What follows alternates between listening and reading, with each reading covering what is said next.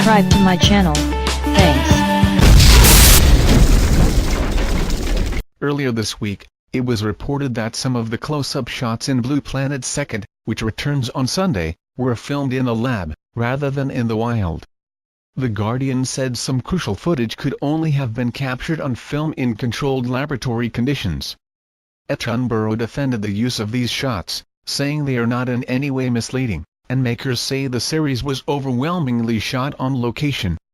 It's not the first time this issue has come up. Back in 2011, a Frozen Planet program, narrated by Sir David Attenborough, used some film footage of polar bear cubs in a Dutch animal park. One segment of Blue Planet 2nd includes close-up lab footage of coral bleaching, which producers said could only be filmed with lights and specialist cameras. We spoke to executive producer James Honeyborne about how much is filmed in the wild and the techniques involved in capturing those critical moments. Presentational gray line: how much of Blue Planet 2nd is filmed in studios or other artificial environments? The overwhelming majority of Blue Planet 2nd has been filmed in the wild. Blue Planet 2nd is a natural history series, led by the latest scientific discoveries, and we've collaborated with hundreds of scientists around the world's oceans. When working in the field, studying the smaller marine creatures, scientists sometimes set up marine labs. We've been lucky enough to access these for our macro filming, to bring the full wonder and detail of marine life to our audience.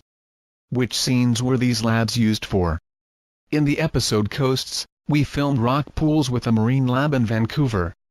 To film in the wild would have been too disruptive for the wildlife, and it would have been impossible to film close-ups of this magical world, so we worked with scientists to accurately recreate a rock pool in the controlled conditions of the lab.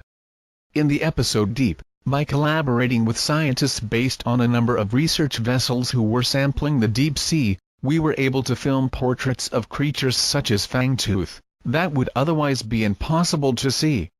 Filming took place at sea in pitch black, refrigerated filming chambers on board the ships. And in the episode Green Seas, the underground burrow of a zebra mantis was recreated by scientists and filmmakers, to reveal the full story of the mantis shrimp's behavior. What kind of techniques are used? Macro filming is done on location, on board boats, or by the coast. We have made short films for those who are interested, and because, as you'll see, it's still a real challenge for the filmmakers. You can check out the making of films on the program page for those who wish to delve deeper into the filming techniques. Why is this necessary? To compile a full portrait of the oceans, we need to tell the amazing story of tiny creatures, as well as the big ones. Sometimes we have to film in controlled conditions to protect the welfare of the animals. In other instances, it's to protect the safety of the scientists and crew.